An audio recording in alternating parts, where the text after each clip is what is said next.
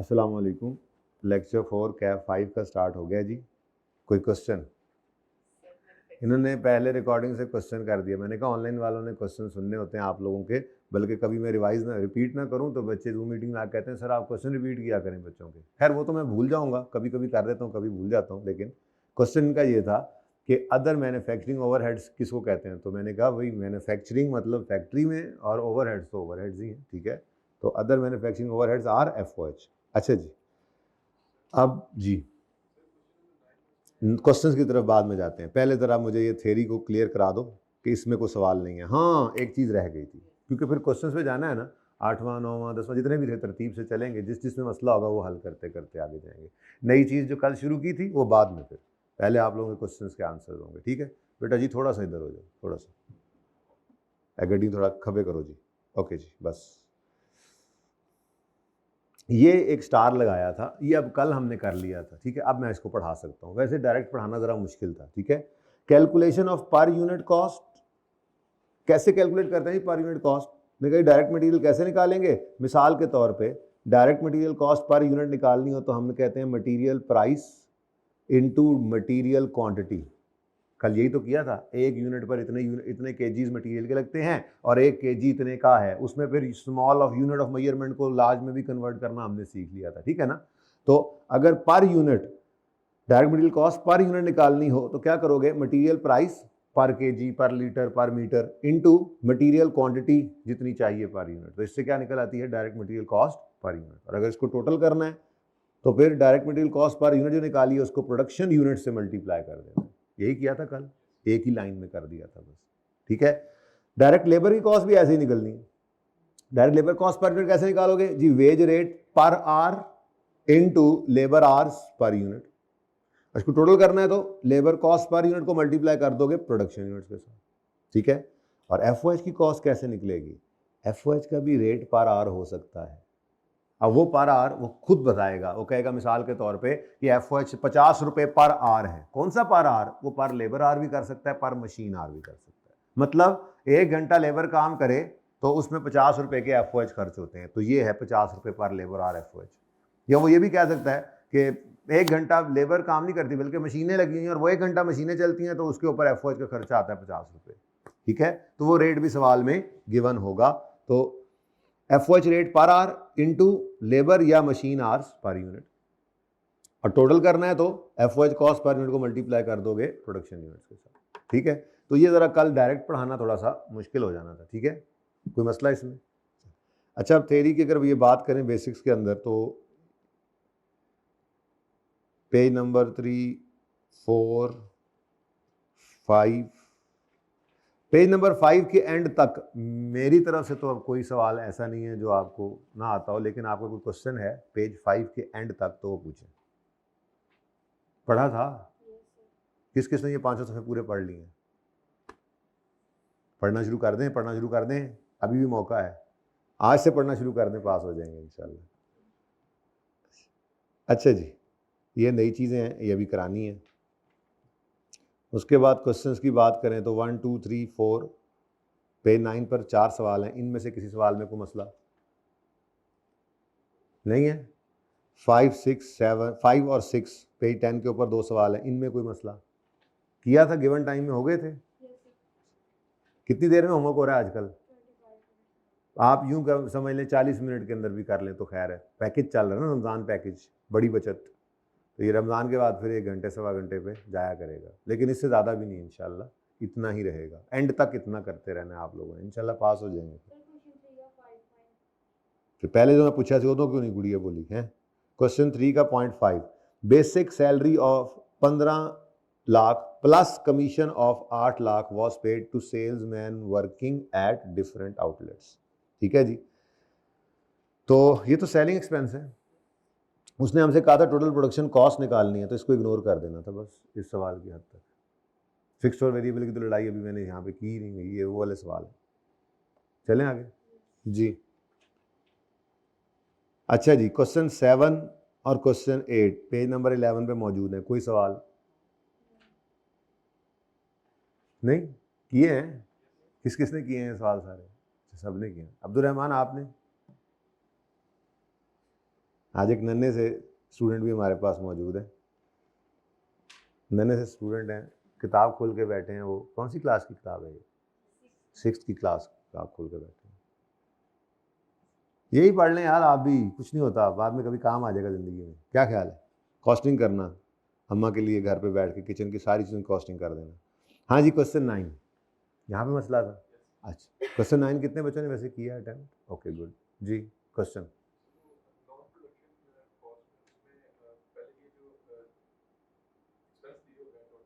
एक मिनट, सवाल पूरा पढ़ना पड़ेगा मुझे। ये वाली कॉस्ट क्या sale price per unit direct material कहाँ पे किस किस चीज़ में मसला आ रहा है? Total overheads. ओके, अच्छा, मैन्युफैक्चरिंग सप्लाईज जो हैं ये तो प्रोडक्शन कॉस्ट है, ठीक है, लेकिन सैलरी ऑफ सिक्योरिटी गार्ड, अब ये देखना पड़ेगा ना। उसने कहा है each overhead cost has following breakup. अच्छा, सबका ही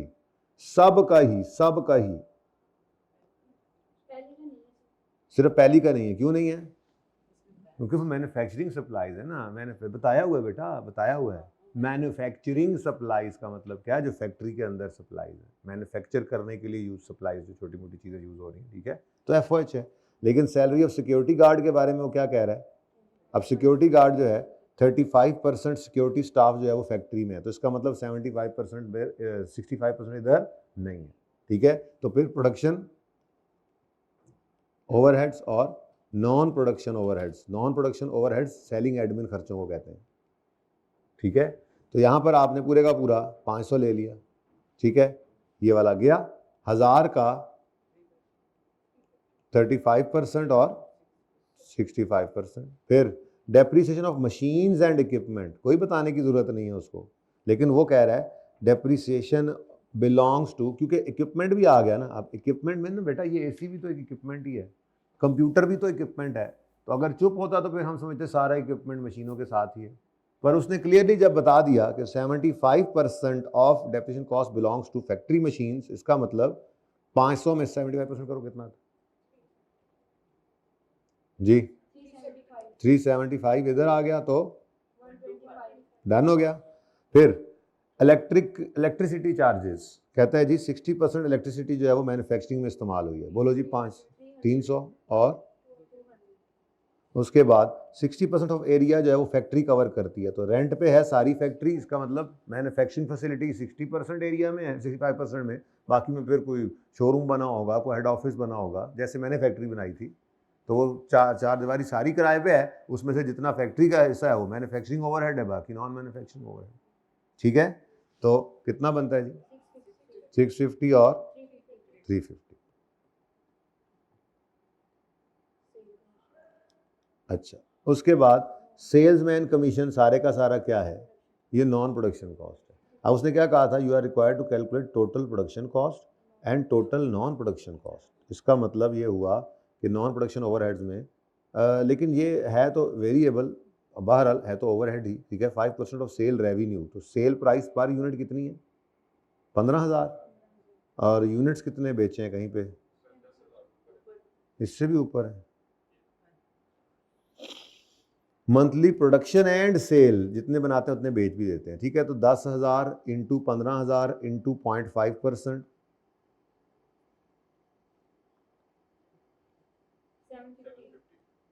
750, ठीक है जी। तो ये जनाब आपका आ गया प्रोडक्शन ओवरहेड्स का टोटल। ऐसे ही हुआ था, आंसर यही है। अच्छा, ये ऐसे ज़्यादा अच्छा लग रहा है वैसे ना। अच्छा, वो डायरेक्ट मटेरियल डायरेक्ट लेबर में ऊपर भूल गया, वो भी प्रोडक्शन, लेकिन वो ओवरहेड्स नहीं है असल में, टोटल प्रोडक्शन कॉस्ट उसने कही थी। हाँ सही है, मैं सिर्फ प्रोडक्शन ओवरहेड समझ रहा था, रिक्वायरमेंट ध्यान से नहीं पड़ी। टोटल प्रोडक्शन कॉस्ट में वो फिर डायरेक्ट मटेरियल भी आना है, डायरेक्ट लेबर, तो कॉस्ट पर यूनिट है इनटू, फिर कॉस्ट पर यूनिट है इनटू, और उसके बाद एफवाई तो टोटल ही गिवन है पहले, ठीक है। ओके, चलें आगे फिर 10वें पे आ जाए। 10वें में क्या मसला है? 10वें में होना नहीं चाहिए था वैसे मसला, है ना। ये बहरहाल एक छोटा सा मामला था।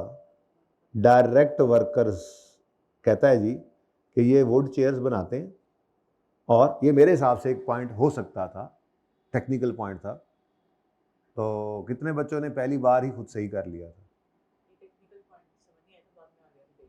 सोल्यूशन देख के समझ आ गया, लेकिन पहले आपने साथ ही देख लिया होगा, है ना?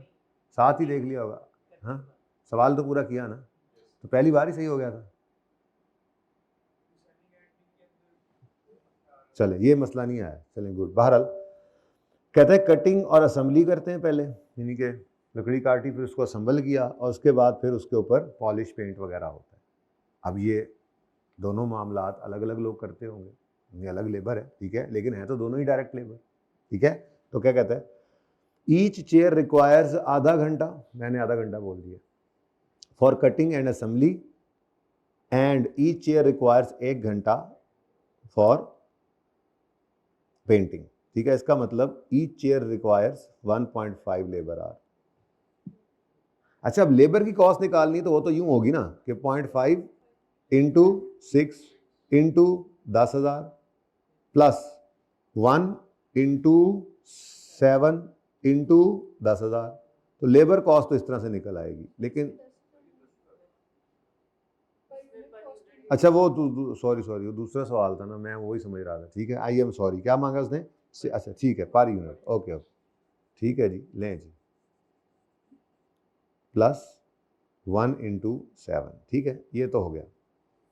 लेकिन मैंने ये इसलिए आपको बताई बात 1.5 लेबर आवर वाली, क्योंकि उसने आगे क्या बोला है, fix production overheads, variable production overheads के बारे में, each chair requires 15 minute of cutting machine time and this cost company rate of 2 पर मशीन आर। तो ये तो हो गया मशीनों के साथ ही जुड़ गया ना, 0.15 डिवाइडेड बाय 60 इंटू 2, ठीक है, ये तो इधर ही आ गया ना, तो मशीन आर्स के हिसाब से था। लेकिन फिक्स प्रोडक्शन ओवरहेड्स कॉस्ट के बारे में कह रहा है कि चार्ज होती है हर चेयर को एट द रेट ऑफ ₹10 पर लेबर आवर। तो ये एक छोटा सा पॉइंट था टेक्निकल, कि 1.5 लेबर आवर लेना है आपने, ना तो 0.5 लेना है ना 1 लेना है। टोटल तो एक चेयर पे 1.5 घंटा ही लगता है ना, आधे घंटे में कटिंग असेंबली और 1 घंटे में पेंट, तो टोटल लेबर का कितना टाइम लग रहा है? तो उस 1.5 घंटे के दौरान FOH कितने लग रहे हैं? 10 रुपए के, ठीक है। तो ये इंटू ₹10 करना था, ये एक अच्छा पॉइंट था इसके अंदर। इसके साथ वैसे तो इतना मुश्किल नहीं था, इसके साथ जोड़ते हुए मसला आना, ठीक है, ऐसे ही किया था, गुड। और इस सवाल में कोई सवाल? तो ऐसे ही मैंने ज़्यादा मार्क्स दे दिए थे, इतने बनते नहीं थे इसके, ठीक है जी। अच्छा, अब जहाँ पे हमने अपनी बात को छोड़ा था वहीं से उसको शुरू करते हैं, लेकिन अब अनफॉर्चुनेटली मेरे वो 4 लेजर्स जो मैंने कल बनाए थे, अब वो तो मिट चुके हैं, ठीक है। तो उनकी थोड़ी सी शक्ल आपने यहाँ पे भी देख ली थी, ठीक है। मैं यहाँ वैसे बता देता हूँ जल्दी से, ऐसे करके हमने बनाए थे। ये बीच में क्या आया हुआ है? तुम इधर क्या कर रहे हो? हैं?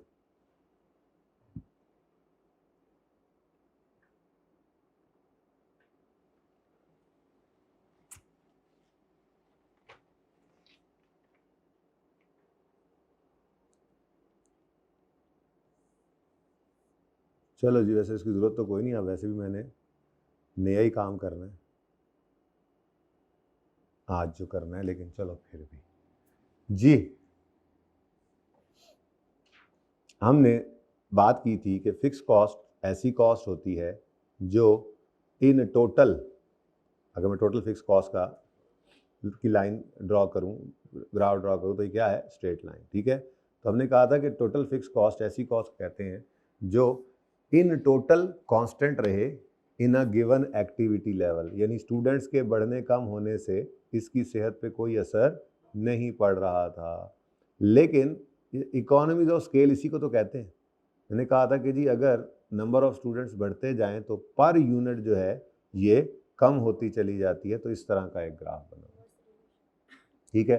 फिर उसके बाद ये क्या था जी? ये वेरिएबल, ये फिक्स कॉस्ट थी पर यूनिट, फिक्स कॉस्ट, ठीक है। फिर ये फिक्स कॉस्ट हो गई। फिर हमने कहा था जी वेरिएबल कॉस्ट ऐसी कॉस्ट होती है जो इन टोटल वेरी करती है with change in activity level, ये डायरेक्टली रिलेटेड है, जितने यूनिट्स बढ़ते जाएंगे ये बढ़ती जाएगी। लेकिन पर यूनिट, अब ये क्या है जी? टोटल वेरिएबल कॉस्ट, ठीक है, लेकिन पर यूनिट में ये क्या रहती है? कांस्टेंट रहती है। डिस्काउंट जाहिर सी बात है ना, मैंने फिक्स कॉस्ट में स्टेप लेने दिया था आपको, और ना ही मैंने कोई वेरिएबल कॉस्ट में आपको डिस्काउंट करवाया। ठीक हो गया जी। अब टोटल ट्रिप कॉस्ट कैसे निकलेगी? टोटल बस कॉस्ट और टोटल बर्गर कॉस्ट ये ऐड कर दें तो टोटल ट्रिप कॉस्ट निकल आती है। ठीक है, बताइए ज़रा टोटल कितना बनता है? 39,000, 55,000 और 71,000।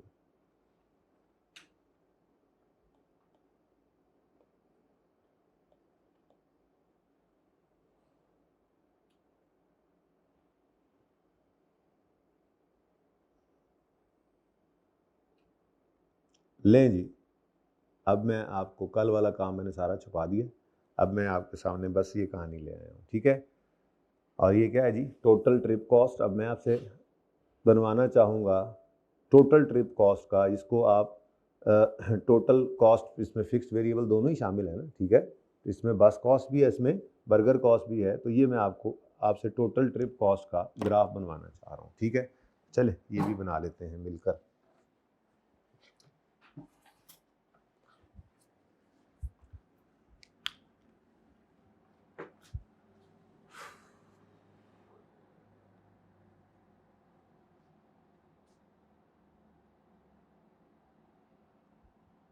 नंबर ऑफ स्टूडेंट्स हम वाई एक्सिस पे लेते हैं या एक्स एक्सिस पे लेते हैं? रुपीज़ याद रखना हमेशा वाई पे रखने हैं। ठीक है, क्वांटिटी को एक्स एक्सिस पे रखना है। तो 10 स्टूडेंट्स, 15, 20, ऐसे तो ज़्यादा हो जाएगा। कितना कल 10 का रखा था ना इसके? 20, 30, 40, 50, 60, 70। कॉस्ट, टोटल ट्रिप कॉस्ट, ये आ गए हमारे पास नंबर ऑफ स्टूडेंट्स,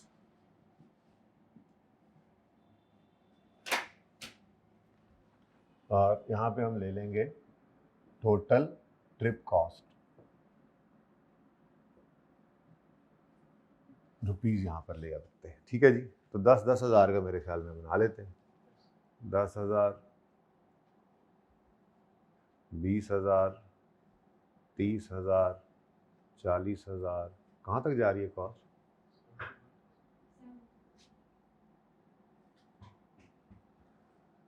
तो 10,000, 20,000,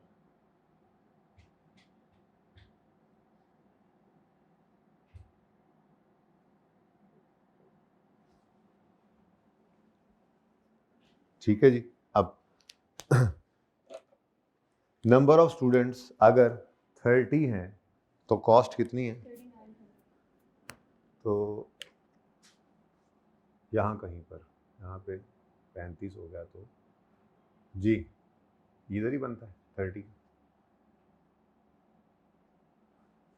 ठीक है, नेक्स्ट, नंबर ऑफ स्टूडेंट्स 50 कर लें तो कॉस्ट कितनी हो जाती है जी? 55। तो ठीक है, नहीं मुझे नहीं लग रहा ठीक है। अब ठीक है, बाकी आपको पता ही है लाइन मैग्नेटिक है और ये अपनी तरफ खींच लेती है डॉट्स को ना हमारी क्लास में। नेक्स्ट, 70 स्पेशल मार्कर है ये। ठीक है, 70 स्टूडेंट्स जाएं तो 71,000। तो ये सही है? नहीं, ऐसे कर लेना। अब ठीक है, बता दो, मुझे नहीं नज़र आ रहा, दूर से फिर नज़र आ जाता है। अब अगर हम इनको ज्वाइन करेंगे ना जी, तो ये तकरीबन कोई यहाँ से शुरू होगा। ठीक है, और ये लाइन कुछ इस तरह की बनती हुई हमें नज़र आ रही है।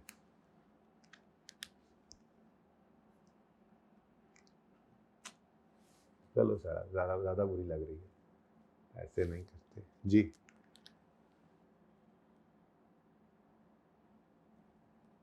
आप कुछ करीब करीब हो गई है, क्योंकि बहुत दूर से नहीं ना वो खींच सकती, इतनी पावरफुल नहीं है मैग्नेटिक लाइन। अब अगर आप गौर फरमाएं तो ये बढ़ भी रही है, लेकिन ये ओरिजिन से भी शुरू नहीं हो रही, क्योंकि ये टोटल वेरिएबल कॉस्ट है। ठीक है, इसके अंदर कुछ फिक्स्ड पोर्शन भी है। एक बच्चा भी नहीं जाए तो बस वाले ने तो किराया लेना है, ठीक है। तो इसका मतलब ये हुआ कि आप अगर गौर फरमाएं तो ये कुछ इस तरह की कहानी है। ये टोटल वेरिएबल कॉस्ट का ग्राफ है जिसके अंदर इतना पोर्शन जो है ये फिक्स्ड, हाँ ये फिक्स्ड कॉस्ट, और ये सारे का सारा पोर्शन जो है ये इस ग्राफ के अंदर ये वेरिएबल कॉस्ट का बन रहा है। और इस ब्लू ग्राफ को आप टोटल ट्रिप कॉस्ट कह सकते हैं, टोटल ट्रिप कॉस्ट का ग्राफ, या इसको सेमी वेरिएबल कॉस्ट भी कहते हैं। तो सेमी वेरिएबल का मतलब क्या है? ऐसी कॉस्ट जिसमें फिक्स्ड पोर्शन भी है और वेरिएबल पोर्शन भी है। अब आपके ज़हनों में सवाल आ रहा होगा, अगर फिक्स्ड वेरिएबल, मेरे चांस जरा इधर हो जाए, थोड़ा सा कैमरे के सामने हो जाए, बच्चे बहुत कम हैं, मेरे ऑनलाइन वाले बच्चों को लगेगा पता नहीं किससे बातें कर रहा है ना। थोड़ा सा आन दे उस्ताद जी, आन दे, बस रोक के, जज़ाकल्लाह। अच्छा, क्या कह रहा था मैं? सेमी वेरिएबल, आपके ज़हनों में सवाल आ सकता है कि सेमी वेरिएबल का सेमी फिक्स क्यों नहीं कहा? भाई जिन्होंने नाम रखा उन्होंने रख दिया है, आप पहले रख लेते तो आप ये रख लेते। ये ऐसी कॉस्ट है जिसमें फिक्स्ड और वेरिएबल दोनों कॉस्ट होती है, सेमी वेरिएबल कॉस्ट, ठीक है। तो ये टोटल ट्रिप कॉस्ट, इसको अगर हम टेक्निकल नाम अब दे दें तो ये क्या है जी? सेमी वेरिएबल कॉस्ट, जिसके अंदर जो है वो फिक्स्ड और वेरिएबल दोनों पोर्शंस शामिल होते हैं, ठीक है। समझ आ गई बात? अब मेरा अगला सवाल, थोड़ी देर के लिए भूल जाएं कल वाली बात, बस वाले ने कितना किराया लिया था और बर्गर कितने का था, याद है आपको? मैंने कहा अभी भूल जाओ, बात ही नहीं मानते नाफरमान औलाद। मैंने क्या कहा? थोड़ी देर के लिए भूल जाओ, ठीक है, कि बस के कितना किराया था और बर्गर एक कितने का था। हाँ जी, याद है कि कितने की बस की कॉस्ट पड़ी थी? याद है कितने का बर्गर था? नहीं ना याद? चलो अच्छा जी, अब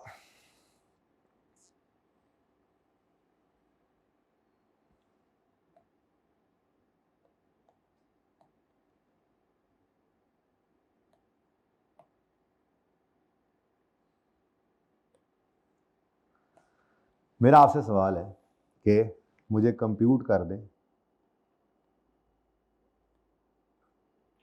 total fix cost and per unit variable cost.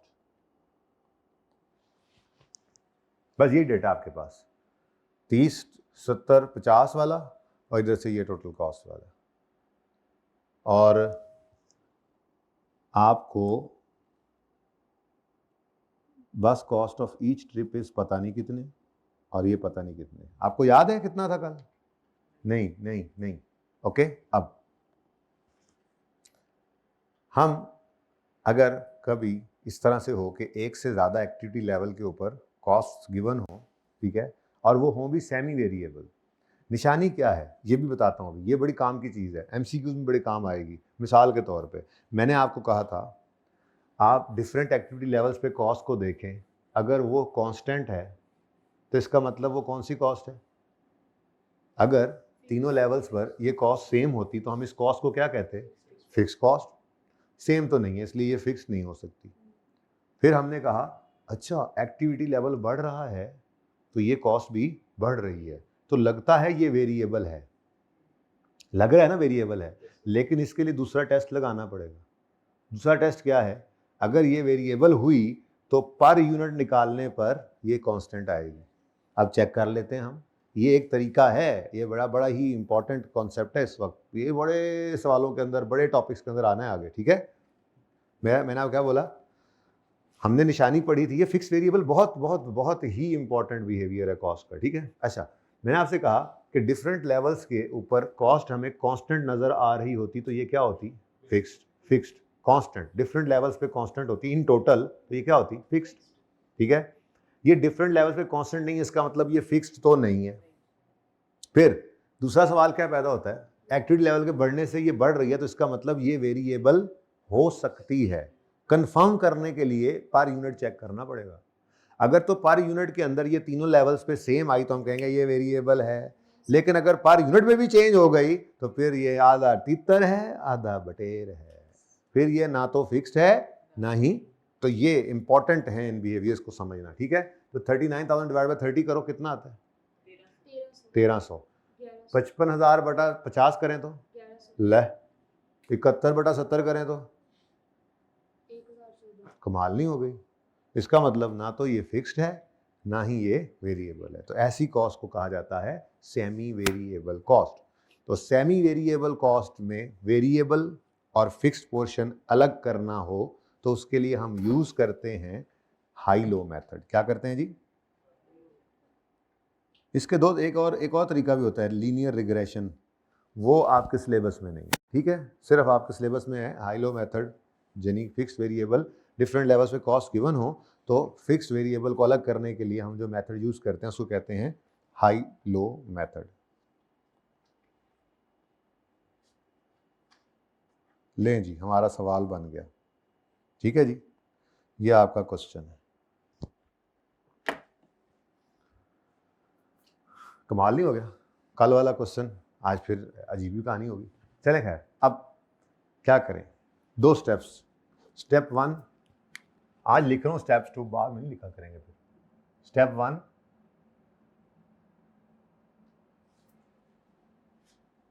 Step 1 में हम कैलकुलेट करेंगे वेरिएबल कॉस्ट पर यूनिट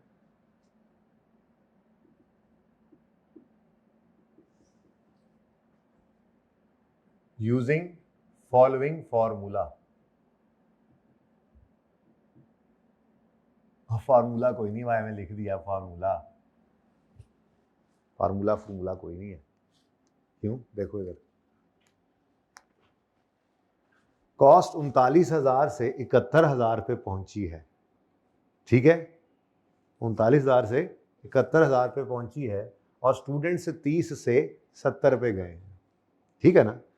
तो 39 और 71 का जो डिफरेंस है, अगर फिक्स कॉस्ट कोई स्टेप नहीं ले रही तो 39,000 से 71,000 का जो जंप है ये सरासर वेरिएबल कॉस्ट की वजह से है, क्योंकि फिक्स कॉस्ट तो इन तीनों लेवल्स पे क्या होनी है? कांस्टेंट।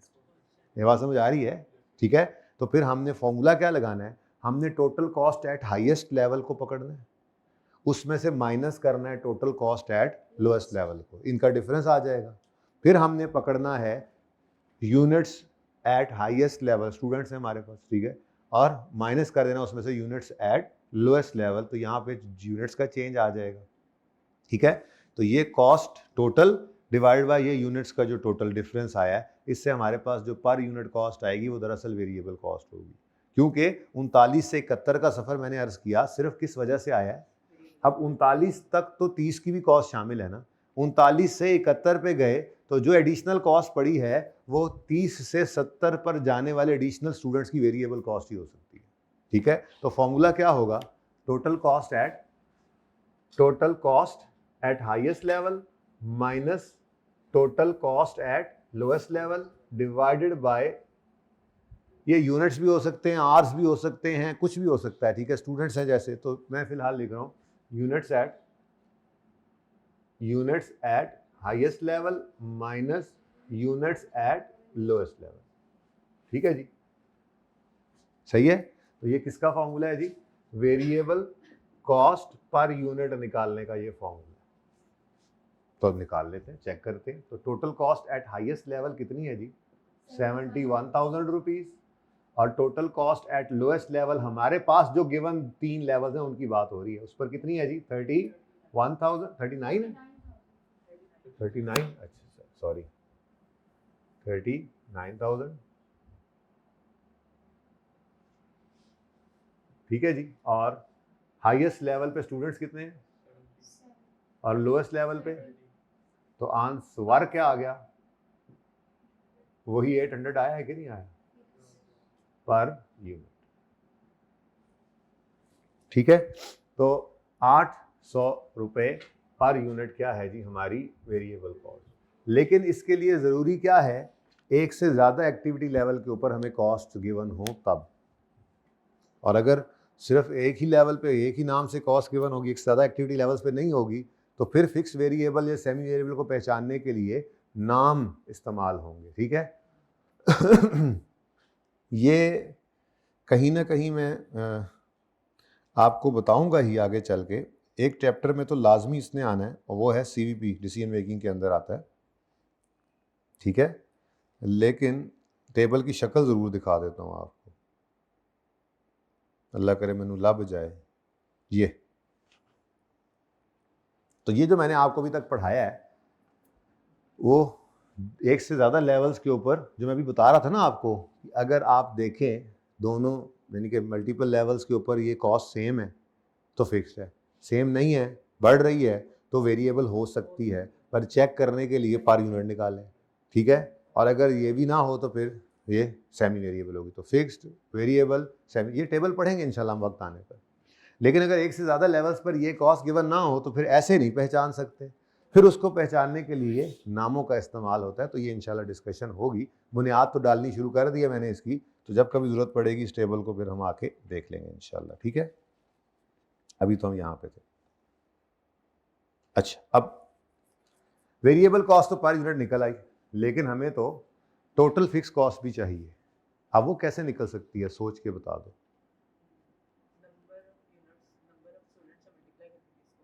800, very good. ये टोटल कॉस्ट है। कोई एक कॉस्ट का लेवल उठाओ, लेकिन हाईएस्ट या लोएस्ट में से अब उठाना है। ठीक है, ये अब आपकी मर्जी, आज जो डिसाइड कर लेंगे सारा सेशन वही करते रहेंगे। तो total cost at highest level उठाएंगे या लोएस्ट? हाईएस्ट उठा लें। ठीक है, total cost at highest level पकड़ लिया। अब इस 71,000 के अंदर दो चीजें हैं, फिक्स कॉस्ट भी है, वेरिएबल भी। अब वेरिएबल कॉस्ट हम निकाल सकते हैं, क्यों? क्योंकि हमारे पास नंबर ऑफ यूनिट्स मौजूद है, नंबर ऑफ स्टूडेंट्स। ठीक है, और हमने वेरिएबल कॉस्ट पर यूनिट निकाल ली। ठीक है ना, तो एक फॉर्म आपने इंट्रो के अंदर पढ़ा होगा, एक होता है टोटल कॉस्ट का फंक्शन।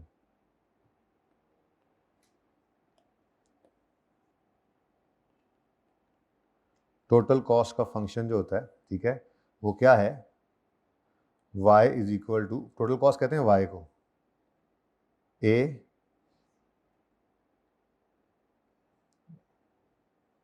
Plus b x. इसको ऐसे याद रखने की जरूरत नहीं है वैसे तो, लेकिन मैंने कहा चलो शायद किसी ने पढ़ा हो, एज अ रेफरेंस यूज हो जाए। ठीक है, ए कहते हैं, वाई कहते हैं टोटल कॉस्ट को, और ए कहते हैं फिक्स कॉस्ट को, बी कहते हैं वेरिएबल कॉस्ट पर यूनिट को, और x is the activity level. लेकिन ये तो टोटल कॉस्ट के फंक्शन से गया ना अंग्रेजी तरीके से। अभी थोड़ी देर पहले हमने देसी जुगाड़ भी लगा लिया था। क्या? टोटल कॉस्ट 71,000 में वेरिएबल कॉस्ट कितनी है? 70 इंटू 800, तो बाकी फिर क्या है? तो अब बेसिकली टोटल कॉस्ट बराबर होती है fix cost plus variable cost के। ठीक है, तो स्टेप 2 में हमने क्या निकालना है जी?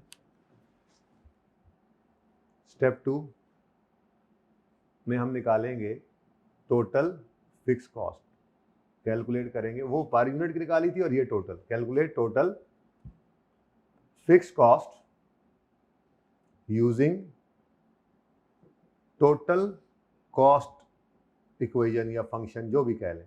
तो टोटल कॉस्ट की इक्वेशन या टोटल कॉस्ट क्या है? ये देखो, टोटल कॉस्ट बराबर होती है, अब देखो पर्चे में क्या करेंगे, पर्चे में डायरेक्ट ये लिखकर आंसर निकालेंगे एक स्टेप, दूसरे स्टेप में भी ये तीसरे नंबर पे जो अंग्रेजी आनी है ना, वो जो फिगर आनी है वही करनी है। लेकिन पहला दिन है सिखाने के लिए, मैं हर चीज़ खोल खोल के लिख रहा हूँ। ठीक है ना? ओके, तो टोटल कॉस्ट बराबर होती है fix cost plus total fix cost, जाहिर है total fix cost plus total variable cost. ठीक है, अब इसको मजीद ब्रेक कर लें। टोटल वेरिएबल कॉस्ट बराबर होती है variable cost per unit into number of units. Change कर दूं फॉर्मूला को? यहीं पे चेंज कर दूं, अगले स्टेप पे करूं? अगले स्टेप पे कर देता हूं। टोटल कॉस्ट बराबर होती है total fix cost plus variable cost per unit into number of units या एक्टिविटी लेवल कह दें, activity level, number of units, number of students, number of whatever, ठीक है। अब टोटल कॉस्ट उठानी है हाईएस्ट या लोएस्ट लेवल में से किसी एक पे, तो आपने कहा जी हाईएस्ट से उठा दें, तो ये हाईएस्ट लेवल था हमारा 71,000, तो हमने यहाँ पर लिखा आकर 71,000। टोटल फिक्स कॉस्ट ही तो हम ढूंढने निकले हैं, ठीक है। वेरिएबल कॉस्ट पर यूनिट कितनी है जी, ₹800। और अब यूनिट्स या एक्टिविटी लेवल वही लो जो इस पर कॉस्ट उठाई है, हाईएस्ट वाला लिया है तो यहाँ पे 70 यूनिट्स ले, सॉल्व कर लो इसको। टोटल फिक्स कॉस्ट कैसे आ जाएगी जी, टोटल फिक्स कॉस्ट आएगी जी ₹71,000 माइनस इसका आंसर क्या आता है, ₹56,000 विच इज इक्वल टू, आप बेशक वैसे निकालें, मैंने तो पहले से मुझे पता था यही निकलना है, तो मैंने इसलिए छुपा दिया। ये सबसे पहले ये सवाल इसलिए करवाया, हालांकि इस सवाल की तो ये रिक्वायरमेंट भी नहीं थी, ताकि आप प्रूफ कर सकूं आपको कि देखो जो था वही हुआ ना, ये तो कॉस्ट आपको पता थी ना कि ऐसे ही है, तो वही निकली है, ठीक है ना। तो अब ये लंबी चौड़ी कहानी की बजाय इस वाले फॉर्मूला को याद रख लें बस, ठीक है। इस वाले फॉर्मूला को, टोटल कॉस्ट नहीं बल्कि इससे भी बेहतर है आप ये फॉर्मूला याद करें। टोटल फिक्स कॉस्ट कैसे निकाला करेंगे, total cost minus variable cost, ठीक है। बाकी आगे चल के थोड़ी सी इसको तेज़ी ले आते हैं इसके अंदर, या मैक्सिमम पीछे जाएंगे तो यहाँ तक ये फॉर्मूला असल में था जिसको आपने याद रखना है। तो ये हमने जनाब हाई लो मेथड यूज़ करके फिक्स्ड और वेरिएबल कॉस्ट को अलग किया।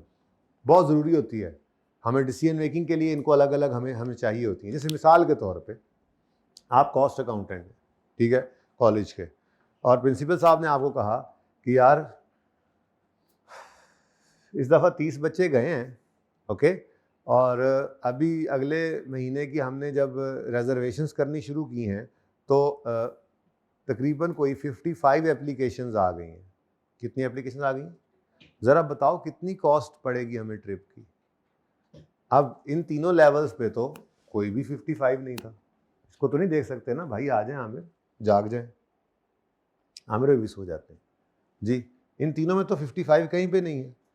अब सेठ साहब पूछ रहे हैं कि इतने यूनिट्स बनाएं तो कितने कॉस्ट आएगी, और प्रिंसिपल साहब पूछ रहे हैं इतने स्टूडेंट्स जाएं तो कितनी टोटल कॉस्ट आएगी। तो अब जब मैंने ये दोनों चीज़ें निकाल ली, ये क्या है, y is equal to a plus b x, तो ये y is equal to a plus b x ज़बरदस्त इक्वेशन है, टोटल कॉस्ट का फंक्शन है, इसको यूज़ करके हम किसी भी लेवल के ऊपर अब कॉस्ट निकाल सकते हैं, ठीक है। कैसे, मिसाल के तौर पे हमारा सवाल क्या है जी, 45 बच्चे जाएं तो 55 जाएं तो कितनी कॉस्ट आएगी, तो हमने कहा जी अभी बताते हैं, टोटल कॉस्ट जो कि y ऐसे ही है is equal to total fixed cost a plus variable cost per unit b into activity level, units हैं या जो भी है, ठीक है। ये क्या है जी, ये x। अब आपको टोटल कॉस्ट कितने स्टूडेंट्स के लिए चाहिए, आपने कहा जी 55 स्टूडेंट्स के लिए चाहिए, तो निकाल ले, मसला क्या है। आपने कहा जी टोटल फिक्स कॉस्ट तो आनी है 15,000 ही, क्योंकि स्टूडेंट्स जितने मर्जी हों इस गिवन लेवल में, कहीं स्टेप वगैरह का जिक्र नहीं है ना, ठीक है। वो वैसे भी आप कभी उसने टेस्ट नहीं किया, पर मैं कराऊंगा एक सवाल ऐसा, गालिबन 19वां सवाल है जिसके अंदर फिक्स कॉस्ट भी स्टेप ले रही है, वेरिएबल कॉस्ट भी चेंज हो रही है। ऐसा सवाल पूरे एमए में फिर आपको नहीं मिलना, लेकिन हाई लो के अंदर ये भी एक तरीका है, ये एक कॉन्सेप्ट है तो सही ना, टेस्ट तो हो सकता है ना, तो मैं एहतियातन करा दूंगा, पर कल कराऊंगा, आज नहीं, ठीक है। अब 15,000 plus variable cost per unit कितनी है जी, 800, कितने स्टूडेंट्स 55, तो यहाँ पे 55 ले लो, और आपकी टोटल कॉस्ट आ गई 55 स्टूडेंट्स के लिए कितनी जी,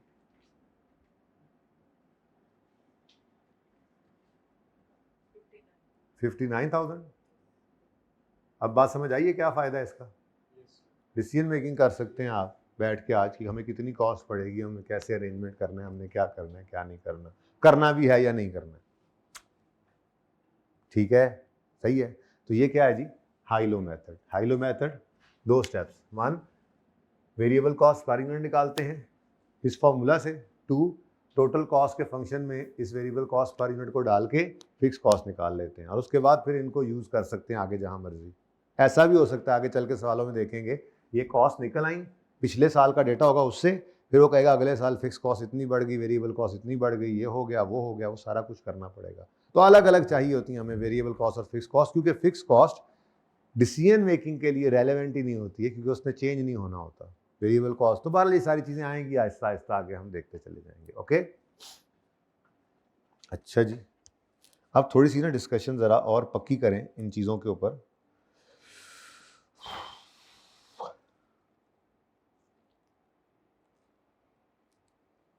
मैं आपके सामने कुछ एग्जाम्पल्स लिखता हूँ, ठीक है?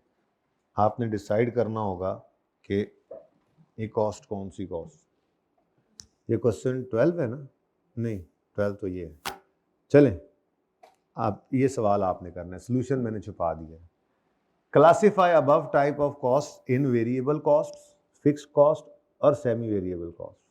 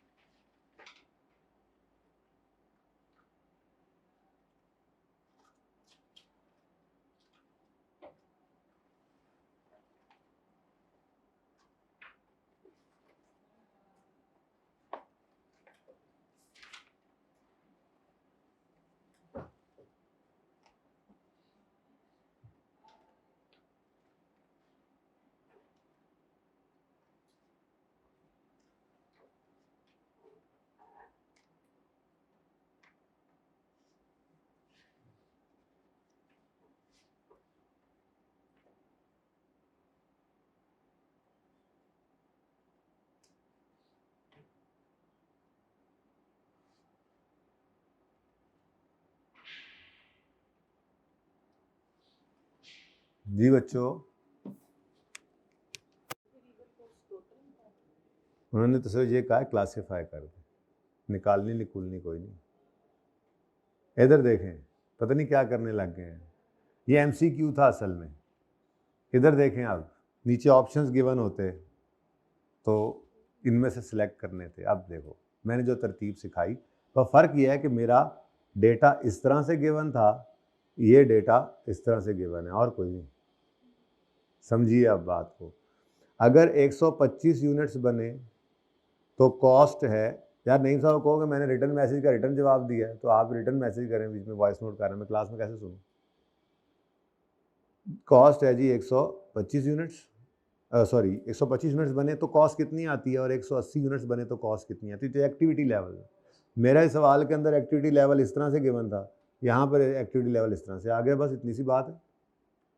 ठीक है, तो ये समझने की बात थी। अब अगली बात, एक कॉस्ट है T1, पता नहीं क्या चीज़ है, ठीक है? ये कॉस्ट 125 यूनिट्स पे 1000 है और 1440 180 यूनिट्स पे 1440 हो गई। इसका मतलब ये फिक्स कॉस्ट तो नहीं है। क्यों नहीं है? क्योंकि दोनों एक्टिविटी लेवल्स पे ये चेंज हो रही है, तो ये फिक्स कॉस्ट हो सकती है? ये फिक्स कॉस्ट हो ही नहीं सकती। अब अगला सवाल पैदा होता है, वेरिएबल कॉस्ट लग रही है क्योंकि इधर यूनिट्स बढ़ रहे हैं तो ये कॉस्ट भी बढ़ रही है, बट इसको कंफर्म करने के लिए हमें variable cost per unit check कर लेनी चाहिए। ठीक है, तो मैंने यहाँ पे आकर लिखा जी वेरिएबल कॉस्ट पर यूनिट। अब वेरिएबल कॉस्ट पर यूनिट इधर भी निकाल लेते हैं, इधर भी निकाल लेते हैं। ठीक है, तो इधर 8 आई, इधर भी 8 है। लो जी, ये फिर कौन सी कॉस्ट साबित हुई? Variable cost. T1 इज, तो वो MCQs आपसे इस तरह से पूछेगा, फिर पता होना चाहिए। तो वेरिएबल कॉस्ट। अच्छा चलें, अब इस तरह से सवाल को करना था। अब T2 के बारे में बताएं। T2 लेवल पे जो कॉस्ट है वो दोनों लेवल्स पे क्या हो रही है? चेंज।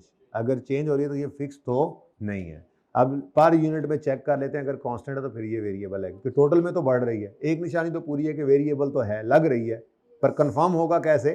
पर यूनिट में कांस्टेंट हो जी। नहीं, कितनी? और इधर भी, तो ये भी क्या साबित हुआ कि ये वेरिएबल कॉस्ट है। T3 फिक्स्ड है। अब तेज हो जाए, फिक्स्ड है नहीं। अब पर यूनिट चेक करें,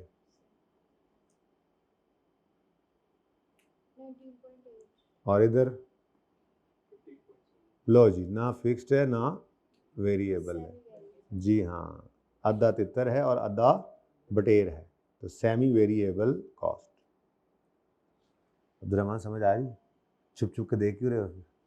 अच्छा अच्छा जी। अरे टीवी के सामने बैठ के पढ़ लेते होगे आप तो, हैं जैसे पढ़ रहे हो यहाँ पे। मैंने ये सुनना है आपसे जो आप पढ़ रहे हो, ठीक है ना? पता तो लगे कि कान भी इधर इधर हमारी तरफ तो नहीं सारा ध्यान आपका। अच्छा जी, बोले जी, फिक्स्ड है नहीं, चेक करो वेरिएबल है 25.8 है, और लो जी, तो ये क्या बन गई? तो लेकिन मज़ा नहीं आया, फिक्स तो आई नहीं इसमें, है ना जी? तो बहरहाल ये एक सवाल था। ये क्या किया वैसे? अच्छा चलें, वो ऐसे करके लिखा गया, ओके डन। चलें जी, अब ज़रा एक और एग्जांपल हम खुद बनाते हैं। ये 12 है ना, 12A मैं यहाँ पे लिख देता हूँ। आप हम अपनी कॉस्ट बनाते हैं, ठीक है? कुछ बातें इसमें सिखाऊंगा भी सही ना आपको। एग्जाम्पल 12A, हर बार भूल जाता हूँ इस तरह की कोई एग्जाम्पल बंदा डाल देता।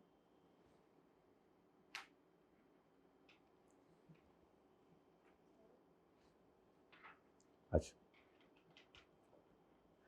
अच्छा जी, महीने हैं 3, मार्च का महीना है, अप्रैल का महीना है और मई का महीना है।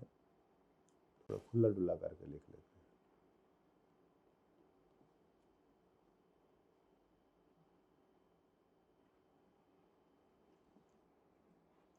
मार्च में हमने बनाए 10,000 यूनिट्स, अप्रैल में हमने बनाए 16,000 यूनिट्स बनाए या बेचे जो भी, और मई में हमने 20,000 यूनिट्स बनाए, ठीक है? अब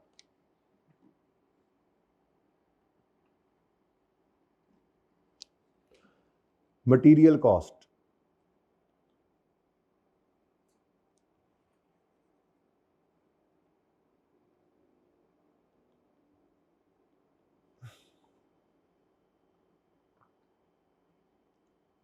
₹6 60,000 है,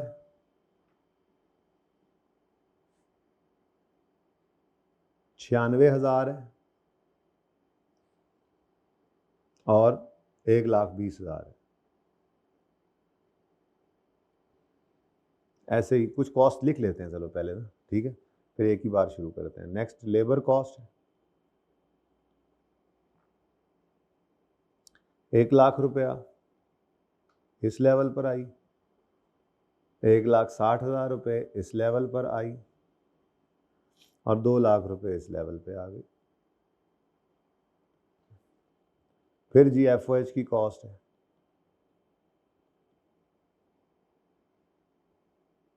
70,000, अब ये कुछ भी लिख लें, 1,00,000 और 1,20,000। छोड़ दो, उसे एंजॉय करने दो आप बेटा। पढ़ता नहीं है, यहाँ पे पढ़ सकता है? मेरी क्लास में उठा दिया आगे आपने, खबरदार कुछ कहा तो चिल करो यार, यशी मारो इधर। कैलकुलेटर दूँ, खेल लो उससे थोड़ी। अच्छा, इधर भी नहीं होना बेटा। अच्छा, जालम आप ही, एवरीबॉडी हैज़। बाद में फ़ायदा होता है वैसे इसका ज़िंदगी में, अपने तजर्बे से बता रहा हूँ। पर्चा दे के, पर्चे के अंदर इतनी टेंशन नहीं थी जितनी ये होती थी कि वापस जाके घर सुनना भी है अगले ने। अच्छा, एडमिन कॉस्ट,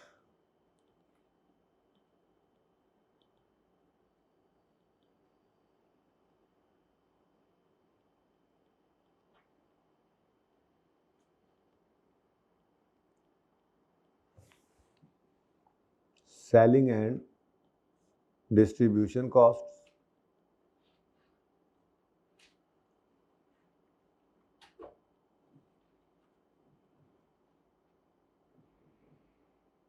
कुछ भी कर लें, 42,000 कर लें और 50,000 कर लें। अच्छा जी, अब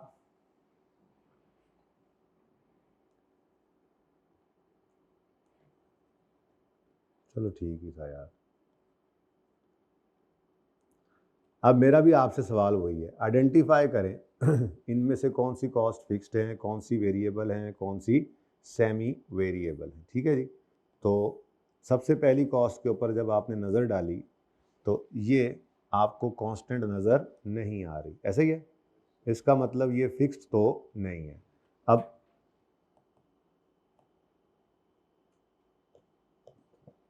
पर यूनिट चेक कर लेते हैं। तो 60,000 को आपने डिवाइड किया 10,000 से तो 6 पर यूनिट, फिर 6 पर यूनिट। हाँ, तो मैं कैलकुलेशन कर करके लिख रहा था इसलिए टाइम लग गया।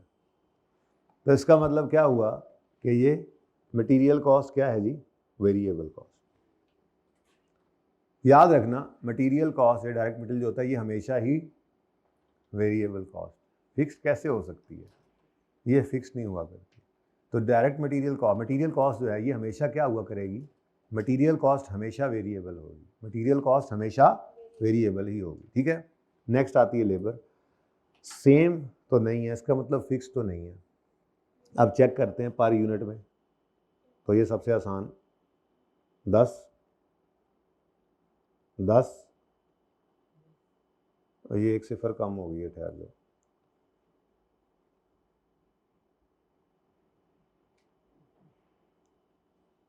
जी, और 10।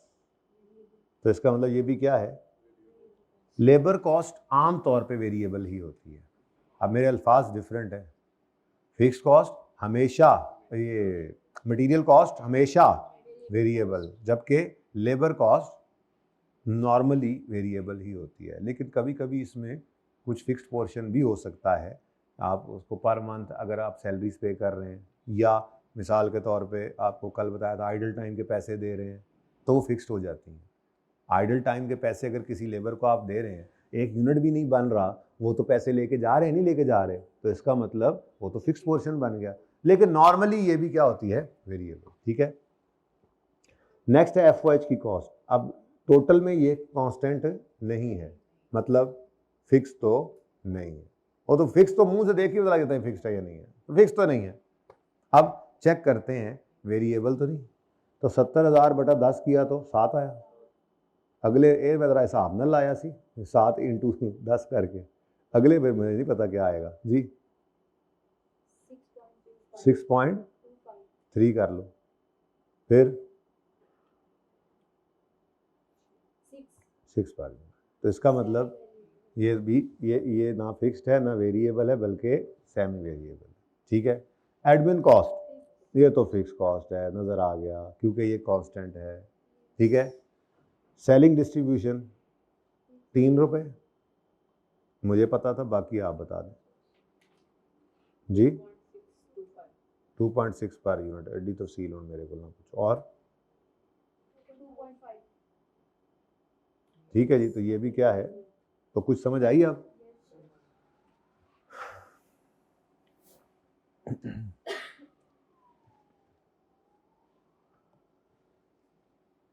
कितनी देर की रिकॉर्डिंग होगी भैया? ओके। और भाई उससे कहो हमजा को कि इसके स्टार्ट में कुछ करना है, ऐड करना है। आपने लेक्चर अपलोड तो नहीं कर दिया कहीं, और अभी नहीं करना अपलोड, मुंह उठा के कुछ भी कर देते हैं, मुंह तो रख के किया करें। लो भाई 11 इज ओके। 11 में कुछ भी नहीं करना था, बस कंप्लीट करना था बब टेबल को और ग्राफ बनाने थे, वो हमने बना लिया। हमने साथ में एक और फनकारी भी यहीं पे सीख ली। 12वां सवाल आपको करवाया और 12 ए भी साथ ऐड कर दिया। ठीक है। अच्छा, अब 13वां मैं करवा भी सकता हूँ आपको, लेकिन पहले आपको मौका भी दे सकता हूँ। रिक्वायरमेंट पढ़ें, क्या करना चाहेंगे? वैसे मैंने लिख तो दिया। हाँ, पहले आप करें, इससे ज़्यादा फ़ायदा आपको मैंने तो करवा ही दिया आपको, हर चीज़ डिस्कस करूँगा आपके साथ इंशाल्लाह। ऐसा नहीं होगा कि कोई चीज़ आप कहूँ ये कर लो और फिर आपको करवाऊँगा नहीं। लेकिन अगर पहले आप आगे आगे चले ना, एक वालिद और एक उस्ताद, ये 2 लोग आपको ऐसे ही मिलेंगे कि आपकी कामयाबी में खुशी होंगे। तो आप लोग कामयाब होंगे, मुझे खुशी होनी है, मतलब उस्ताद है मैं खुशी है, मेरा स्टूडेंट है। तो आप पहले करेंगे तो कोई नहीं, आगे आगे चलेंगे, मुझे अच्छा लगेगा, ठीक है ना। तो बहरहाल अभी भी मैंने थोड़ा मोटिवेट तो किया है, फिर भी अगर आप कहेंगे तो मैं करा दूंगा।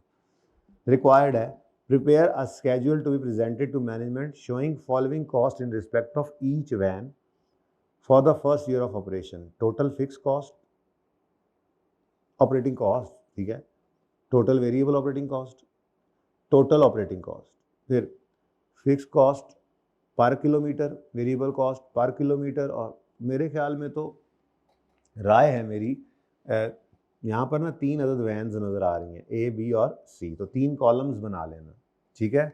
और फिर ये बहुत सारी कॉस्ट हैं जिनमें से आपको फिक्स्ड और वेरिएबल अलग अलग करनी पड़ेगी। तो फिक्स वेरिएबल अलग करके उनका एक टोटल कर लेना, और फिर जितने जितने किलोमीटर वो चली हैं उस हिसाब से पर किलोमीटर भी निकल सकता है। अब यहाँ पे अगेन मैथमेटिक्स है सिंपल सी, जो बचपन में जो है वो आपने सीखी हुई है, ठीक है ना। थोड़ी सी अगर हिम्मत करें तो हम ये अब्दुर्रहमान को सिखा लें, ज़्यादा छोटा बच्चा है अभी, ठीक है। बहरहाल ये आप ट्राई कर सकते हैं। इसके नंबर रख लें,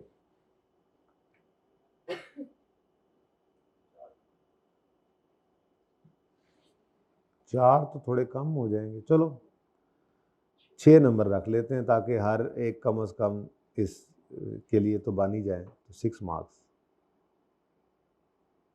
लेकिन इसका मतलब ये नहीं कि आप 9 मिनट ही लगा लें, आपको 5-6 मिनट में कर लें तो अच्छी बात है, कोई अर्ज नहीं, ठीक है। उसके बाद तो सारे सवाल हैं ही आपका होमवर्क, ठीक है। क्यों, ज़रा चेक करो।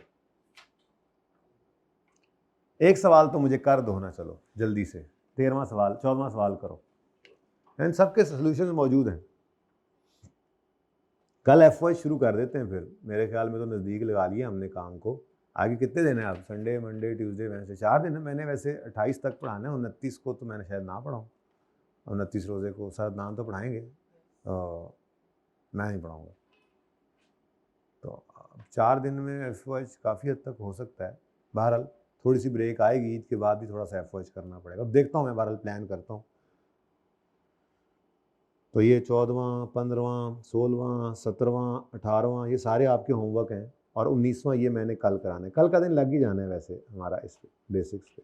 फिर यूँ करेंगे ना, एफ के अंदर भी 2 तरह के उस चैप्टर में ना, एक सिंगल रेट है और एक डिपार्टमेंटल। डिपार्टमेंटल ज़्यादा टेक्निकल है, तो सिंगल पे भी 2 दिन लगते ही हैं, तो वो 2 से 3 दिन सिंगल वाला पहले कर लेंगे ईद से, और ईदों बाद फिर, जैसे आप लोग आजकल पढ़ाई के लिए कह रहे होंगे ईद के बाद पढ़ना शुरू करेंगे, किसी सरकारी दफ्तर में चले जाएंगे ईदों बाद। आजकल ये वो फेज़ शुरू हो गया है ऑफिशियली, हमारी इस वक्त जो पाकिस्तानी कौम है वो इस मोड के ऊपर लग चुकी हुई है ईदों बाद। ये ऑफिशियल एक मोड होता है, ये हमारे यहाँ पाकिस्तान के अंदर दोनों ईदों से पहले ये ऑन हो जाता है कुछ दिन पहले। तो आजकल आप किसी दफ्तर में चले जाएँ, किसी जगह पे किसी काम में, कोई भी दुनिया का काम आप उठा के देख लें, आपको यही आवाज़ आएगी ईदों बाद, ईद के बाद, ईदों बाद, ठीक है ना। तो ऐसे ही हम भी डिपार्टमेंटल एफर्ट्स कर लेंगे ईदों बाद इंशाल्लाह, और ईद से पहले हम सिंगल रेट एफर्ट्स कर लेंगे, ठीक है, सिंगल वाला। तो ये मैं कल खुद करवाऊंगा, क्योंकि इस सवाल के अंदर खूबसूरत बात देख लें ज़रा क्या है। फिक्स कॉस्ट स्टेप ले रही है, ओ स्टेप से याद आया, स्टेप फिक्स कॉस्ट भी करानी है, याद कराना छुट्टी से पहले, ठीक है। और वेरिएबल कॉस्ट भी चेंज हो रही है, तो ये मैं खुद करवाऊंगा, ओके। अभी बस मुझे एक सवाल कर दें, ताकि मैं ज़रा आपके सामने ये सवाल दोबारा कर लूँ, तो मेरी तसल्ली हो जाए। बाकी ये 14, 15, 16, 17, 18 इन पाँचों के सोल्यूशंस मौजूद हैं, आप नकल कर सकते हैं अगर आप नकल करना चाहें, जो आपको मैंने पिछला सवाल कराया, पर सोल्यूशन से नकल नहीं करनी। ये फॉर्चुनेटली सोल्यूशन अगले सफ़े पे है अल्हम्दुलिल्लाह, तो बदनज़री भी नहीं होगी।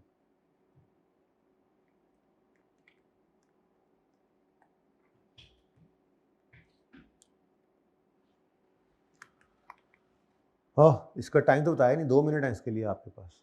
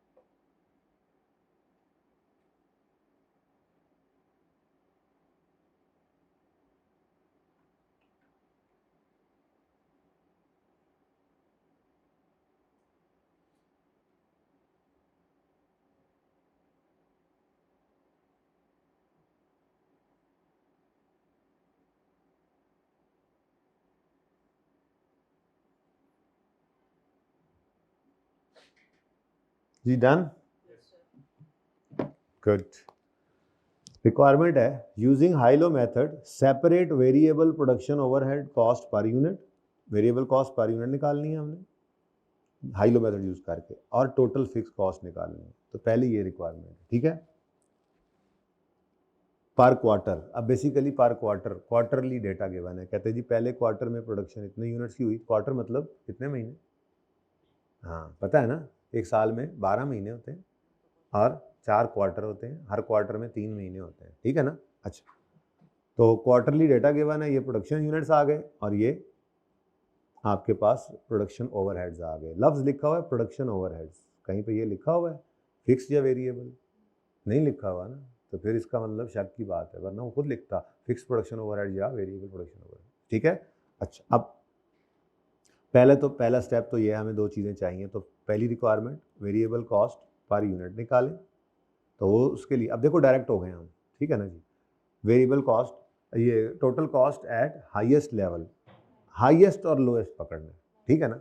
अगर ये तरतीब में डेटा नहीं है, 5 6 7 चीज़ें गिवन है, तरतीब में नहीं, तरतीब में लगा लो अगर गलती के चांसेस हैं तो, पर हाईएस्ट और लोएस्ट लेवल लेना है। तरतीब में लगाना ज़रूरी नहीं है, ना भी लगाओ तो काम चलेगा, पर हाईएस्ट और लोएस्ट पकड़ना है, ये ज़हन में रखना है, ठीक है। हाईएस्ट लेवल कॉस्ट कितनी है जी, 9000, और लोएस्ट लेवल पे कॉस्ट कितनी है, तो ₹9000 माइनस ₹7000 डिवाइडेड बाय, चलो डिवाइडेड बाय, अब यूनिट्स ले लें, हाईएस्ट लेवल पर कितने, लोएस्ट पर 200, तो आंसर क्या आ गया, ₹10 पर यूनिट।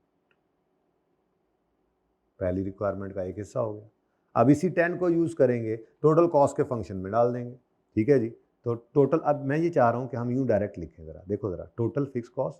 बाकी अगर किसी को ना याद रहे तो उसके पास टोटल कॉस्ट का फंक्शन मौजूद है, total cost is equal to fix cost plus variable cost. लेकिन मैं कह रहा हूँ ज़रा बड़े हो जाओ ना, डायरेक्ट कर लो। टोटल फिक्स कॉस्ट कैसे निकलेगी जी, total cost minus variable cost per unit into number of units. ये ज़रा, अब ये भी अंग्रेजी भी नहीं लिखेंगे, थोड़े और बड़े हो गए आप इंशाल्लाह, ठीक है। अब टोटल कॉस्ट भी कौन से, किसी एक लेवल से उठानी है, कौन सा उठाना है हमने डिसाइड कर लिया है, हाईएस्ट वाला ना, तो बस अब हाईएस्ट ही उठाया करेंगे। तो 9000 रुपीज़ माइनस जी वेरिएबल कॉस्ट पर यूनिट कितनी है और नंबर ऑफ यूनिट्स कितने हैं, 400। तो आंसर क्या आ गया जी, ₹5000। तो जी ये तो हमारी एक रिक्वायरमेंट पूरी हो गई, ठीक है। अब सेकंड रिक्वायरमेंट क्या है, वही वाली बात जो मैंने आपको कही थी कि प्रिंसिपल साहब ने कहा अगर 55 स्टूडेंट्स जाएं तो कितनी कॉस्ट पड़ेगी टोटल, ऐसे ही कह रहे हैं एस्टिमेट करो total production overhead cost of 350 units for quarter 4। तो सेकंड रिक्वायरमेंट आ गई जी, हम टोटल कॉस्ट निकालेंगे कितने यूनिट्स की जी, 350 यूनिट्स की। तो हमने कहा जी टोटल कॉस्ट में टोटल फिक्स कॉस्ट तो वो तो सेम ही रहनी है, ₹5000 plus variable cost per unit है हमारी 10, और 350 यूनिट्स के लिए कितनी बनेगी, पहले 10 लिख रहे थे, पहले भी 10 ही लिखा है ना, ठीक है जी। तो टोटल कॉस्ट कितनी आ गई जी इन यूनिट्स की प्रोडक्शन, ₹85, ठीक है जी।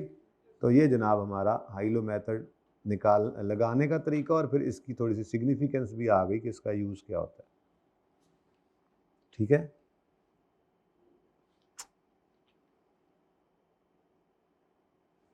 चलें जी, अच्छा जी। अब ये अब एक सवाल के ऊपर 2 मिनट लगने हैं जी, तो 15वां सवाल होमवर्क में है, लेकिन ज़रा देखते जाएं डेटा क्या क्या गिवन है। Following relates to overhead expenditure of contract cleaners at, अब कॉन्ट्रैक्ट क्लीनर्स मतलब सफाई करने वाले कोई कॉन्ट्रैक्ट क्लीनर्स हैं, ठीक है। तो 2 एक्टिविटी लेवल्स पे कहता है कि अगर 12750 स्क्वायर मीटर साफ़ करें तो इतनी कॉस्ट आती है, 15100 स्क्वायर मीटर साफ़ किया तो, अब डेटा ऐसे दे दिया, कोई मसला नहीं होना चाहिए, ठीक है। What is the estimated total overhead cost if इतने square metre are to be clean.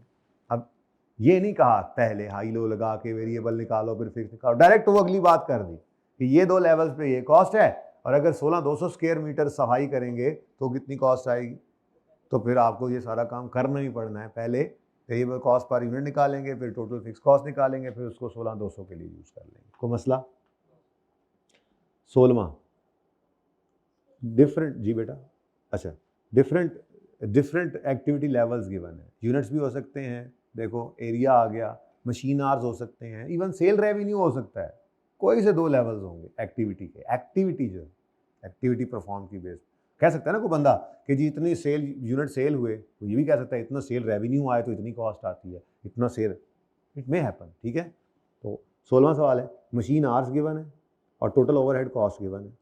ठीक है जी, और साथ कह दिया गया अगर 18,000 मशीन आवर्स ऑपरेट करें तो टोटल ओवरहेड कॉस्ट कितनी इनकर होगी। अब देखो ना, पहला तो यही वही काम आप हर जगह करते जा रहे हैं। दोनों लेवल्स पे आपने कॉस्ट देखी पिछले सवाल में, क्या कांस्टेंट है? नहीं, तो फिक्स तो नहीं हो सकती। पर यूनिट फौरन चेक करना है आपने, कर लें, वो भी सेम नहीं होगी, तो फिर सेमी वेरिएबल डिसाइड होगा, फिर अलग करेंगे, फिर अगले स्टेप पे जा रहे हैं। इसमें भी देख लें दोनों लेवल्स पे सेम नहीं है, तो फिर फिक्स तो नहीं है।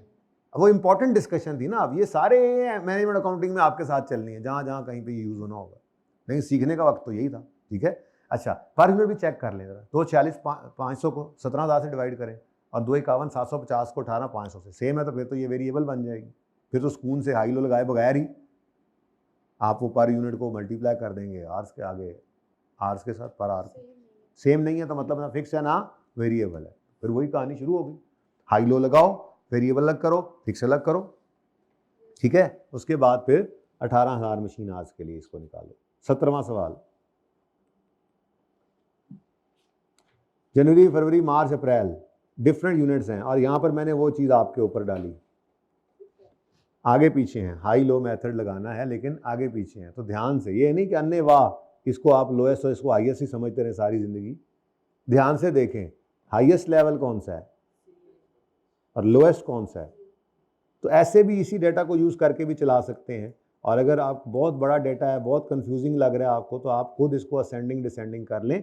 हाईएस्ट या लोएस्ट एक्टिविटी लेवल को देखना है, कॉस्ट को नहीं देखना होता। हाईएस्ट लेवल एक्टिविटी पर कितनी कॉस्ट है, लोएस्ट लेवल ऑफ एक्टिविटी पर कितनी cost, high low activity level. Okay, सही है ना? चलिए, तो ये भी जी जी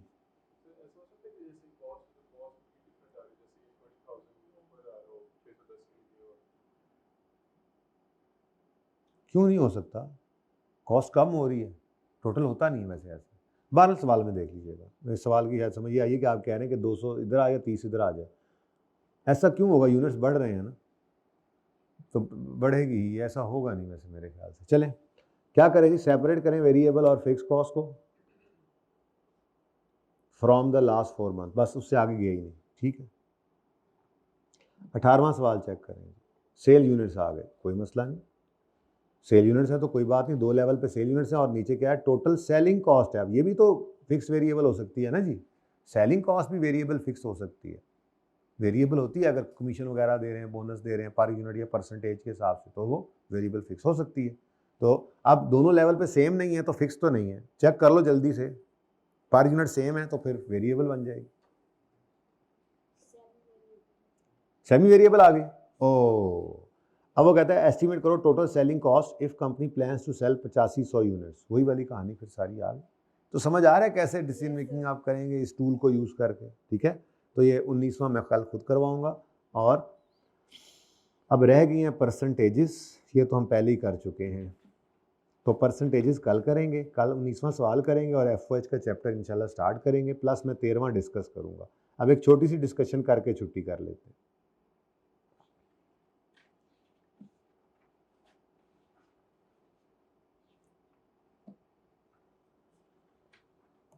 अच्छा जी, मिसाल के तौर पे जैसे मैंने आपको मिसाल बनाकर दी थी कि अगर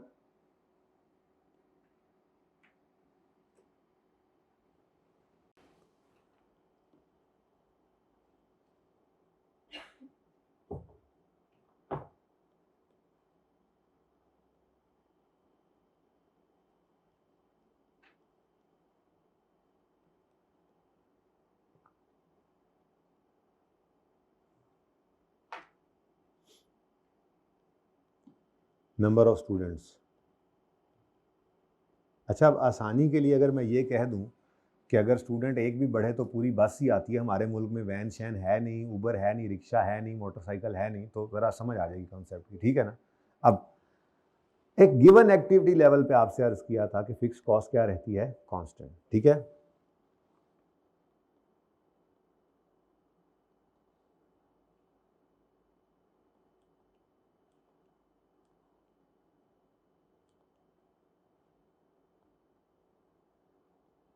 तो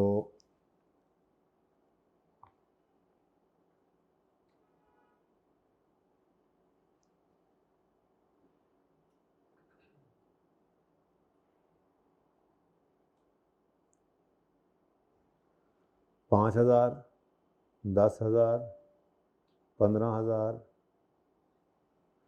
चलो 20,000, 25,000, 30,000, 35,000 एंड सो ऑन, आगे जगह नहीं बची। अब अगर कोई बच्चा भी नहीं जाए तो बस तो आई खड़ी है ना एक, वो 15,000 किराया लगा था। बच्चे अगर 30 जाएं, 35 जाएं, 70 तक चले जाएं तो कांस्टेंट, ठीक है।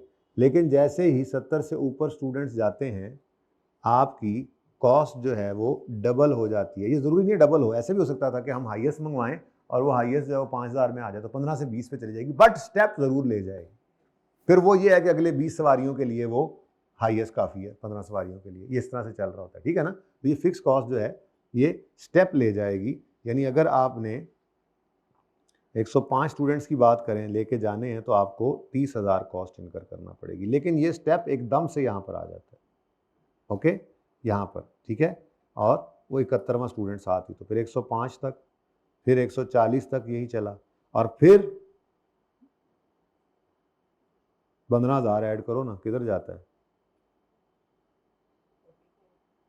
45 बनेगा ना, ये मैं लिखा हुआ नहीं है लेकिन इधर ही है, ठीक है ना। तो ये ऐसे, और फिर आगे काम वही कांस्टेंट वाला चल पड़ेगा। तो अगर इसको हम कंबाइन करें, मैच करें, तो ये इस तरह से एक सीढ़ियाँ सी बन रही हैं, स्टेप से बन रहे हैं। तो फिक्स कॉस्ट जो है वो एक ख़ास लेवल तक फिक्स रहती है, उसके बाद फिर आपको अपनी कैपेसिटी इंक्रीज़ करनी पड़ती है। फैक्ट्री भी ऐसे ही होती है। तो ये जो मैंने आपके सामने ग्राफ बनाया है, इसको कहते हैं स्टेप्ड फिक्स कॉस्ट का ग्राफ। क्या कहते हैं जी? Stepped fix cost. तो फिक्स कॉस्ट एक गिवन लेवल ऑफ एक्टिविटी के बाद क्या करती है जी? एक स्टेप ले जाती है, ठीक है। अब इसको हम पढ़ भी लेते हैं। ये किधर चला गया यार, तो ये बड़ी मुसीबत डाली है इस वन नोट में मुझे। ले जी, ऐसा ही एक ग्राफ वैसे बना हुआ भी था हमारे पास, बहरहाल क्योंकि डेटा नहीं था तो मैंने ज़रा अपने वाले सवाल के ऊपर ही इसको डाल दिया। देखें जी, it is a type, step fix cost क्या है, पेज नंबर 6 पे, it is a type of fix cost, it is a type of fixed cost that is only fixed within relevant range of activity level. Once the upper level of activity level is reached, then a new higher level of fixed cost becomes relevant. फिर कुछ अर्सा वो fix रहेगी, ठीक है। For instance, a finished goods warehouse has capacity of 5,000 units. हम 5,000 units तक एक ware house में रख सकते हैं, ठीक है। And company pays 25,000 per month for this warehouse. अब जिस वक्त 5,000 यूनिट्स उसमें भर जाएंगे तो अगले यूनिट्स को रखने के लिए हमें पूरा एक वेयर हाउस दोबारा लेना पड़ेगा। If company wants to store any units below 5,000 और equal to 5,000, rent cost will not increase, but if more than 5,000 units are required to store, then fixed cost will definitely increase. It can be shown graphically as this. ठीक हो गया, सही है। तो ये क्या है जी? Stepped fix cost. ऐसी फिक्स कॉस्ट जो एक लेवल तक फिक्स रहती है, कांस्टेंट रहती है, और फिर उसके बाद इंक्रीज हो जाया करती है, ठीक है। अच्छा जी, ये सेमी वेरिएबल कॉस्ट को भी आप पढ़ लें जल्दी से। ये आपका एग्जाम्पल पता है ना, आपकी आपके होमवर्क में आप इसको ट्राई कर लेते होते हैं घर पे एक बार ग्राफ बना के इस डेटा से। Semi variable cost contains fixed as well as variable cost component simultaneously. This cost increases in total in direct proportion by change in activity level but decreases on per unit basis, यही तो करके देखा था। हमने कहा था दोनों levels पे सेम नहीं है, मतलब फिक्स नहीं है। फिर हमने कहा था ये तो बढ़ रही है डायरेक्ट प्रोपोर्शन में एक्टिविटी के साथ, तो हमने कहा हो सकता है वेरिएबल हो, लेकिन जब पर यूनिट में चेक किया था तो पर यूनिट में वो कांस्टेंट नहीं थी, बल्कि डिक्रीजिंग ट्रेंड पे थी, क्योंकि उसके अंदर इकोनॉमी ऑफ स्केल का हिस्सा पड़ रहा था, फिक्स कॉस्ट का इकोनॉमी ऑफ स्केल वाला इंपैक्ट पड़ रहा था, ठीक है। तो ये सेमी वेरिएबल कॉस्ट है। Decrease on per unit basis by increase in activity level and vice versa. Examples very important, production overheads, यही मैंने ऊपर इस तरह से एनसर्कल किया था थोड़ी देर पहले सवाल में। प्रोडक्शन ओवरहेड उसने लिखा हुआ है, उसने नहीं लिखा फिक्स है या वेरिएबल है, तो फिर पहली बात है नाम से पता लग जाता है कि फिर ये इसमें दोनों ही हुआ करते हैं, ठीक है। जैसे इनडायरेक्ट मटेरियल इनडायरेक्ट लेबर हो सकता है वेरिएबल हो, लेकिन डेप्रीसिएशन स्ट्रेट लाइन वाली और रेंट फिक्स्ड हो। जैसे इलेक्ट्रिसिटी हो सकता है वेरिएबल हो, जैसे इंश्योरेंस फैक्ट्री की हो सकता है फिक्स्ड हो। तो इनमें प्रोडक्शन ओवरहेड्स हैं, इनमें दोनों तरह की कॉस्ट हो सकती हैं, ठीक है। तो production overheads, fixed production overheads cost plus variable production overheads इकट्ठे होते हैं। टेलीफोन चार्जेस, अब तो वो ज़माना नहीं रहा, पहले वो लैंडलाइन फ़ोन हुआ करते थे तो उनमें एक लाइन रेंट आता था, एक भी कॉल नहीं करें आप तो एक लाइन रेंट पक्का आता था, और उसके बाद जितनी कॉल्स होती थी तो पर कॉल या पर मिनट के हिसाब से ऊपर बिल आया करता था, ठीक है। लोकल कॉल के और रेट्स, ट्रंक कॉल के और रेट्स, लेकिन एक लाइन रेंट फिक्स होता था। बिल्कुल फ़ोन इस्तेमाल नहीं करें, लाइन रेंट का फिर भी बिल आता था, ठीक है। तो बिल्कुल ऐसे ही होता है, टेलीफोन चार्जेस के अंदर कुछ फिक्स लाइन रेंट होता है प्लस वेरिएबल कॉल चार्जेस होते हैं, ठीक है। फिर सेलमैन की टोटल सैलरी के अंदर हमने कहा कुछ हम उसको बेसिक सैलरी देते हैं प्लस हम उसको कुछ वेरिएबल कमीशन भी देते हैं। यार 25,000 तुम्हारी तनख्वाह है, उसके बाद जितने यूनिट्स बेच लो, हर यूनिट पे तुम्हारा 100 रुपया। अब ये दोनों चीज़ें आ गई, ठीक है। इसीलिए तो सेलिंग एडमिन के बारे में कहा था ये वेरिएबल हो सकते हैं, फिक्स भी। Selling marketing admin normally fixed होते हैं। जब मैं ऊपर लिख रहा था ना उस वक्त, डायरेक्ट मटीरियल ये वेरिएबल ही होगा, डायरेक्ट लेबर नॉर्मली वेरिएबल ही होगा, लेकिन ये जो प्रोडक्शन ओवरहेड्स हैं और सेलिंग एडमिन सेलिंग डिस्ट्रीब्यूशन की कॉस्ट हैं, ये सेमी वेरिएबल हो सकते हैं, और एडमिन नॉर्मली फिक्स्ड ही होते हैं नॉर्मली। लेकिन अगर वो कह देगा सवाल में एडमिन भी इस तरह से है तो फिर ठीक है, उसमें भी कोई वेरिएबल पोर्शन होता होगा, ओके।